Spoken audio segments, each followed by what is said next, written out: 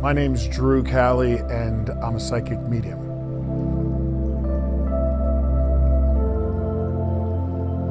About 10 or 12 years ago, I really rediscovered them, I would say. I did have some experiences earlier in life, but not like spirits walking around or any of that when I was younger. I was very inquisitive about where did I come from and where was I going about life in general.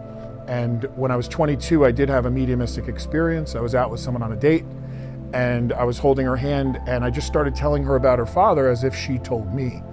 And she started crying, then I started crying, and it never came up again. And she broke up with me pretty quickly after that. But that was the first recollection I have of mediumship itself. And it was nothing like I envisioned it would be. It wasn't a ghost standing next to me talking. It was just like this energy and awareness and understanding passing through me for that other person. And as it was coming out of me, I was also becoming aware of it. I don't know how else to explain it. Like it came through me, not from me.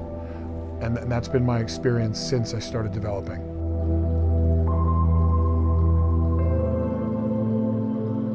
Immediately when I was told by a psychic that I was going to do this work and it was going to be in front of a lot of people, and I was completely skeptical, and I thought it was comical. I actually laughed about it. And she just said, just meditate tonight. And I did, and that changed everything. And when I discovered it, it was almost in spite of me, it kept happening.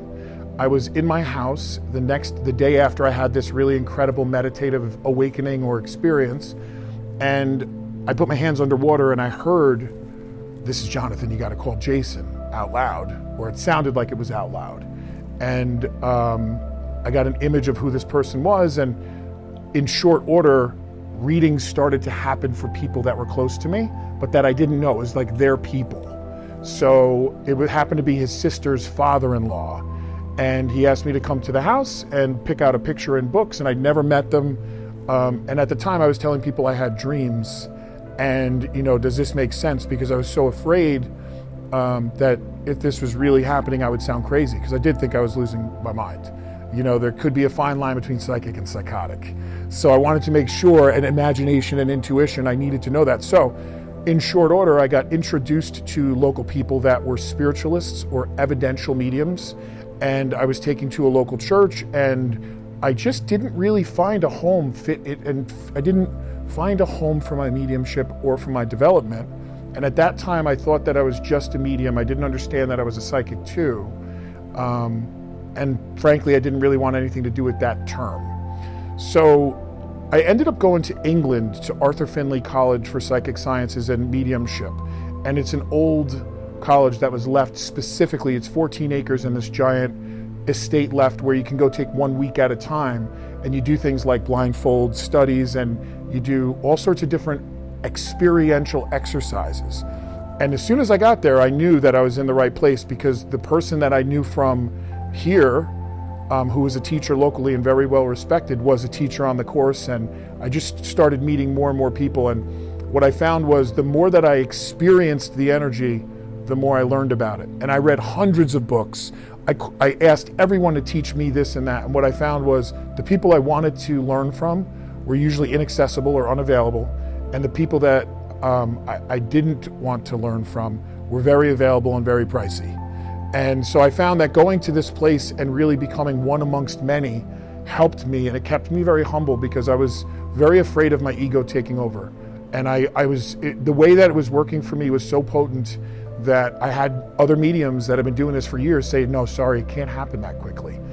It did. I would get names, I would get how they passed, and eventually it stopped, and it wasn't as easily accessible for me. And that made me understand, okay, it's not what I want, when I want, how I want, or even how you want as a recipient. It's predicated on the need. And I don't always know what those needs are. So in a good sitting or in a good reading, I learned over periods of times with lots of failures, a lot more than successes, of sitting and trying to just get aspects of people, hold objects or pictures and get the personality, just these different various aspects to see how far I could push the awareness. And I did that for years. For 2 or 3 years, I was in England or Scotland or the UK doing some sort of healing work, trance work, mediumship, psychic work. And I met some people, and I did work over there also in some churches and local groups. And I was doing it locally here in New Jersey through, out of my house. And I was doing small groups at a frame shop. And I was having fun with it, but it was scary because the more I started doing the work, the more I realized that I am responsible for things that I say. If I'm going to be an ambassador for spirit, what kind of ambassador do I want to be? And how do I live?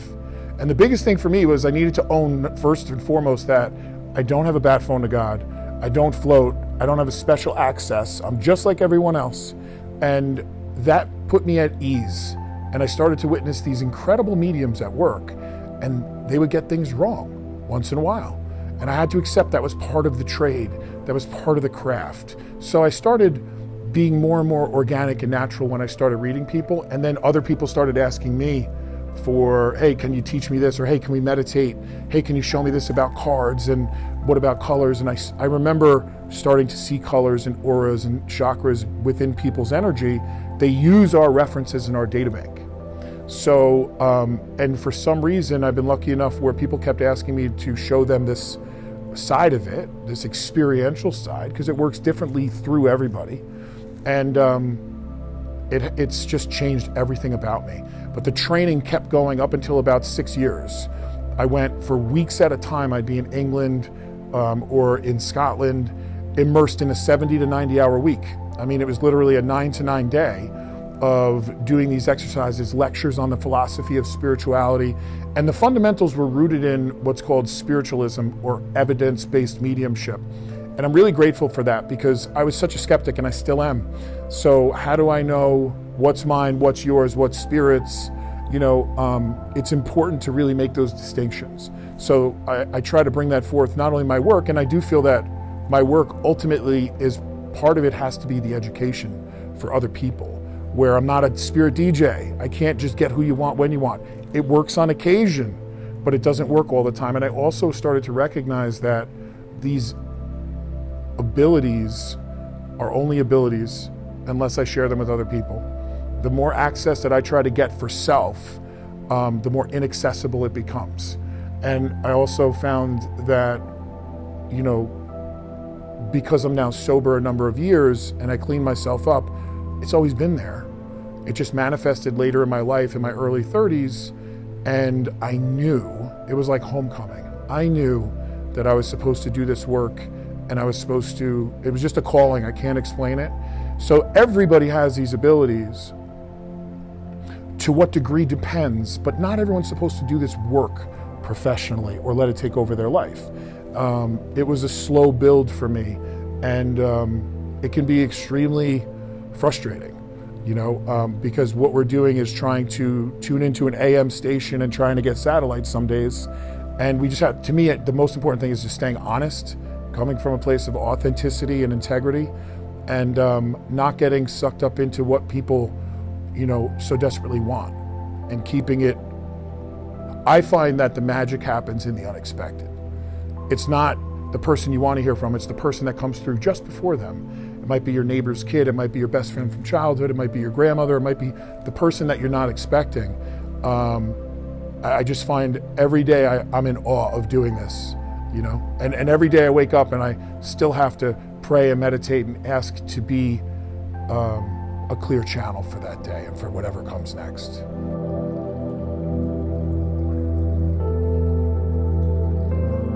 It could. It absolutely could. I've noticed the waves of people that come in for the Butterfly series and for these other courses that I do, developing intuition and the empathic self and the psychic senses and the mediumship and even the Reiki healing. The dreams tend to take more of a back seat when you're meditating regularly and it's manifesting through you to those around you. I find that that's been my experience and other people's experiences. The dreams are a great gateway for people to be reached from the spirit world when they're not open anywhere or accessible anywhere else. So once I started doing readings and I sat down with people on a regular basis, it didn't just happen randomly anymore. When it was random or it felt like I was open all the time, it was specifically showing me, hey, this is real. Why is it at a grocery store, I'll be like walking down the aisle and I hear $2.49 broccoli. And I'll walk over to the broccoli and it's $2.49. But what intelligence, who does that help?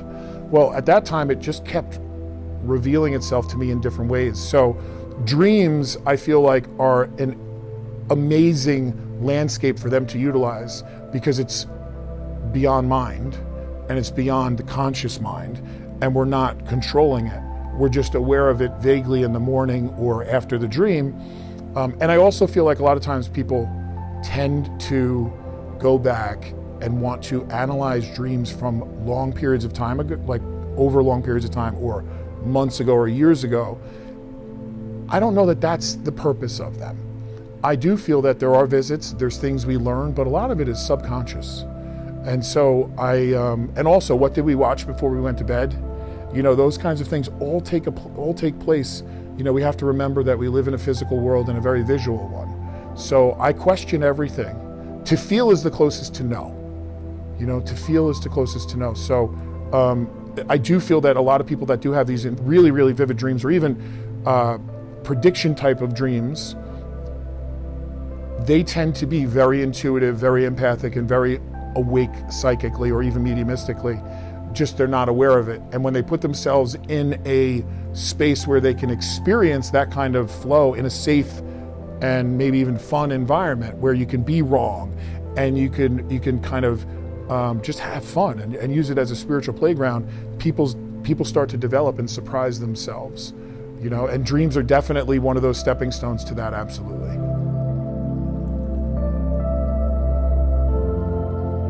The first thing I would say is a prayer and meditation routine is really important. Now, I'm Irish and Italian, you can't get any more Catholic. I am not Catholic, I'm not a practicing Catholic, but I use Catholic prayer because it gets me to a space that allows me to feel, I feel is sacred. So whatever it is that they feel, I just feel that energetic and emotional boundaries for someone who's an empath are the number one thing that they need to look at. And most of the time they feel like energetic victims. If I go to this room, I feel like I absorb people's energy, or I feel heavy, or I feel tired, or I feel so anxious because I don't want to feel everyone else's stuff, and it can be debilitating. So for me, I think that they need to automatically assume if you have an empathic quality to you, you're just, to me, the empath is the energetic psychic awareness. It's just part of the psychic faculties. Intuitive is the instinctual understanding that is imprinted within the sensitivity of the psychic senses. So if you're an empath, you're actually an intuitive, you're a psychic, and you might even have mediumship in there. But I just feel like, you know, to see where it goes and how to utilize it, first you have to understand your energy. How does it affect you on a daily basis? So meditation is the first thing. Take a class, check out the Butterfly series. There's a class coming up May 22nd for the empathic intuitive, to kind of put them both together and do work with partners and things that we learn. The application of these items and of these lessons or these experiences is so important, because I know so many people that have read book after book, and people will ask me, hey, what's a good book? What would teach me? And you can understand the theory all day, but if it doesn't help someone else or it doesn't help you apply it to your own life, then what's the point?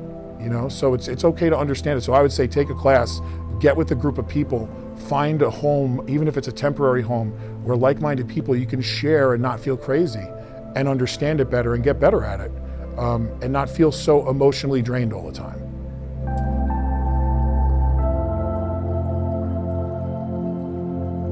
I get a lot. You know, even just thinking about it, I can get emotional just thinking about it.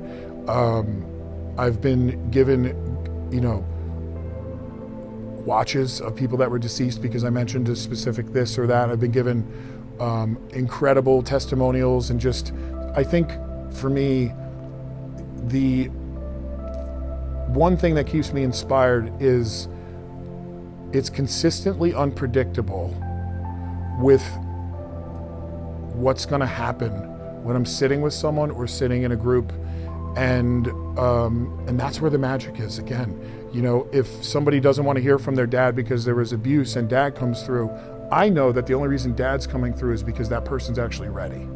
And people come to me for very direct guidance. So I don't do a lot of fluff, unicorns and rainbows, and it's not even that I don't believe in that. It's just that I can't prove it, and I don't know that it would help you for me to talk about the philosophy that I believe is behind all this, because there's a lot more that I don't know than I do, and that's number one. So for me, the biggest reward is actually teaching and seeing other people start to open up and surprise themselves, and they can, connect with other people's non-physical beings and other, that have crossed over, and it amazes them, and they don't even know it. So watching other people find their own brilliance, to me, keeps it really inspiring. And of course, the readings and the group readings, the individual readings, doing Reiki work and energy work, I like to do it all, and I don't proclaim to be the best. I just, I work my hardest to be the best that I can be that day. So the rewards just keep coming, and honestly, I can't see myself doing any other thing at this point in my life. And if you asked me 10 or 12 years ago, I would laugh if somebody said, hey Drew, you're going to be a medium or a psychic. I would laugh. It wasn't on my radar in any way, shape, or form. And again, that's the magic of it. So for me, it's not just the helping of other people, but it's them trusting me and becoming a small part of their journey into whatever that transformative healing is for them next.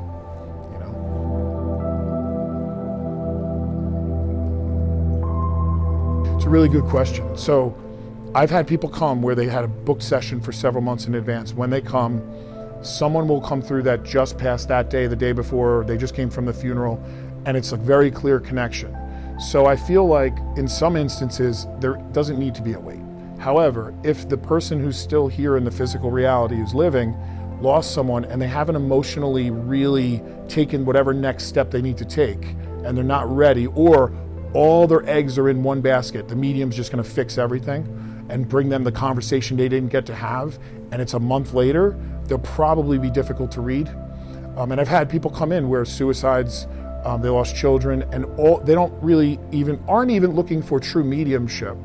They're really looking for a reason. Why did they do it? Tell me why.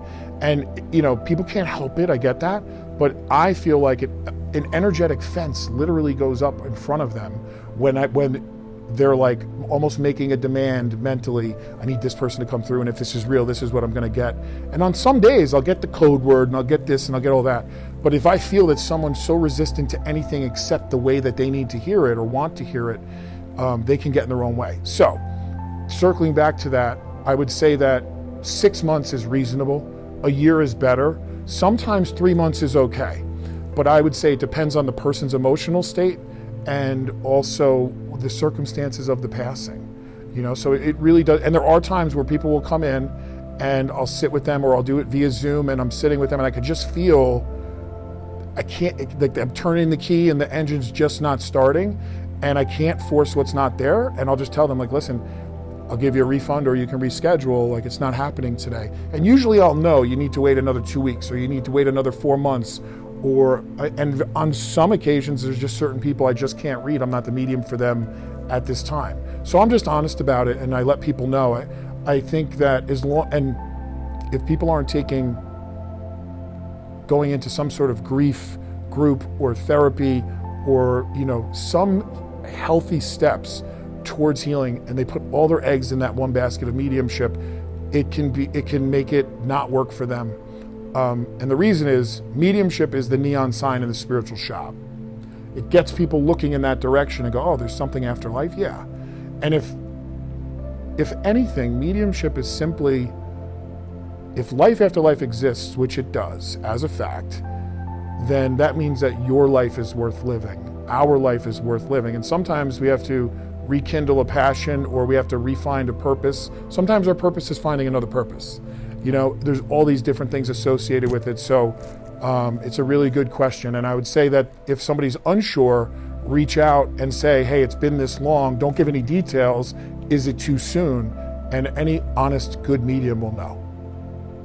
The best way to connect with me is through the website. If they go to drewcali.com, drewcali.com, you can see there's readings. We have open groups, we have individuals, we have custom events for fundraisers and things like that. Or they can go to the classes and training and look at anything from meditation to intuitive and empathic abilities, mediumship, Reiki, etc. the best way is that, or email us at info@drewcali.com. They can also go to Facebook and check out Drew Cali Psychic Medium, or Instagram at Drew Cali Psychic Medium, and they can message us there as well. But I would say that the quickest access would be via email or through the website. It really has everything that someone would need to contact us or to schedule an event or schedule a session. Thank you guys. I really appreciate you guys listening. I'm Drew Cali, and I look forward to working with you in the future. Thank you.